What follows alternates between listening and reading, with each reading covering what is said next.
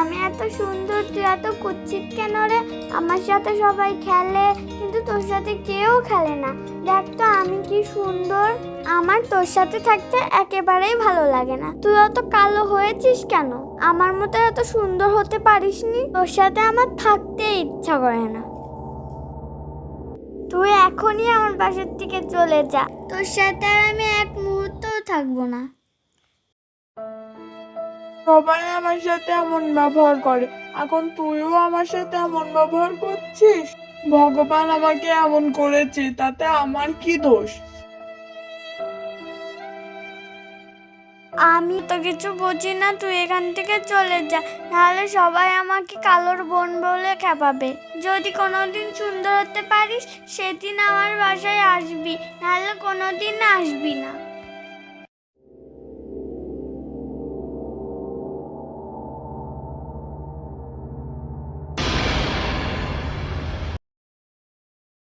চলে গেল, ভালোই হলো। এখন আর আমাকে কেউ কালোর বোন বলে খেপাবে না। এখন আমি একাই থাকতে পারবো, কেউ আমাকে জ্বালাতে পারবে না।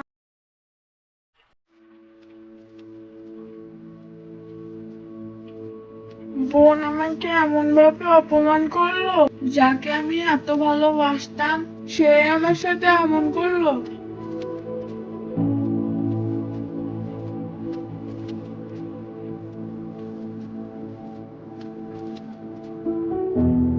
ওই বাসার থেকে তো চলে আসলাম, এখন একটা ভালো বাসা খুঁজতে হবে।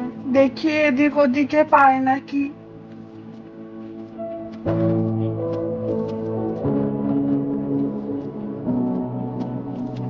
না, এখানে কোনো বাসা নেই। দেখি সামনে এগিয়ে দেখি কোনো বাসা পায় নাকি।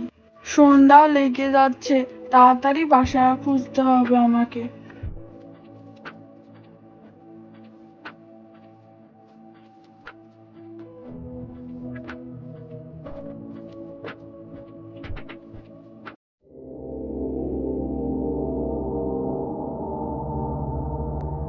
ওরে বাবা, এত বড় বাসা! কিন্তু এত বড় বাসাটা কার?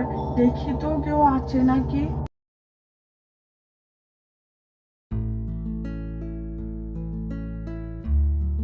না, কারোর তো দেখছি না। এ বাসায় তাহলে এখন আমি থাকতে পারবো। যাক, ভালোই হলো, সন্ধ্যার আগে বাসাটা পেয়ে গেলাম।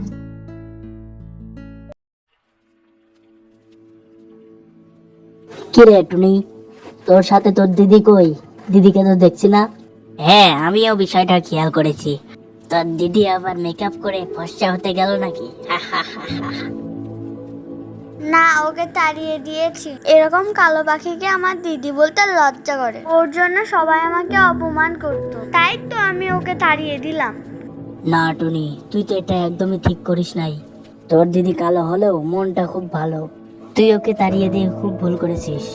এখন হয়তো বুঝতে পারছিস না, কিন্তু পরে ঠিকই বুঝতে পারবি। তাও সে ঠিক, আমার দিদির মনটা ভালো হলো। আমার দিদি দেখতে অনেক বিশ্রী। আচ্ছা, ওসব কথা ছাড়, এখন চল আমরা গল্প করি।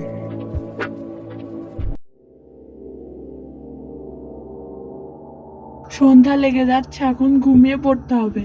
কি জানি বোনটা কি করছে, কালকে লুকিয়ে দেখে আসলেই হবে। যাই হোক, এখন ঘুমিয়ে পড়ি।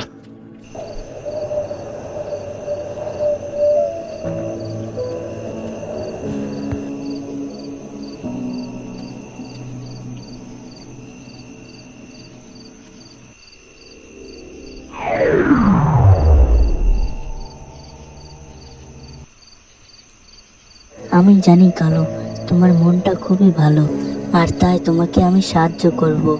তোমাকে আমি পৃথিবীর সবচেয়ে সুন্দর পাখি বানিয়ে দিচ্ছি।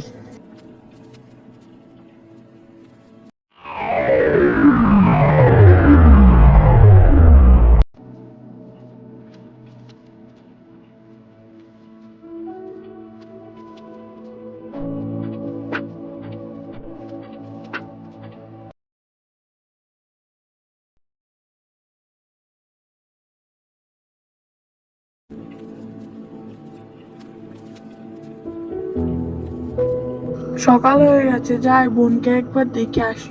আমি তো কখনো সুন্দর হতে পারবো না, আর তা কখনো সম্ভবও না। আর তাই বোনের সামনেও কখনো যেতে পারবো না। যাই লুকিয়ে একবার বোনকে দেখে আসি।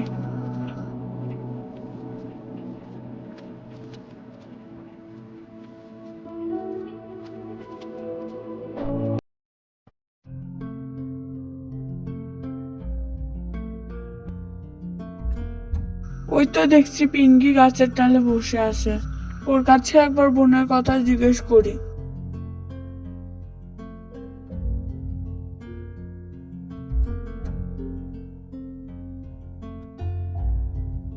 কিরে পিঙ্কি, কেমন আছিস? আমার বোন ভালো আছে তো?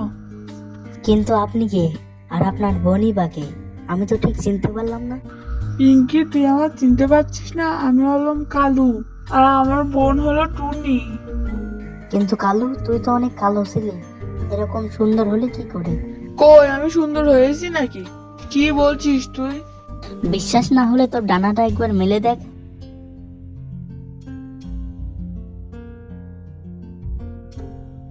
তাই তো, আমি সুন্দরী হয়ে গেছি। তাহলে এখন আমি আমার বোনের কাছে যেতে পারবো।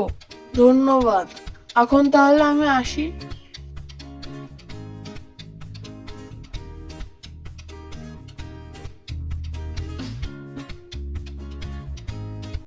আমার আর ভালো লাগছে না রে। একদিন হয়ে গেল দিদি এখনো আসেনি, আর মনে হয় আসবেও না। এখন বুঝতে পারছি আমি কি ভুল করেছি।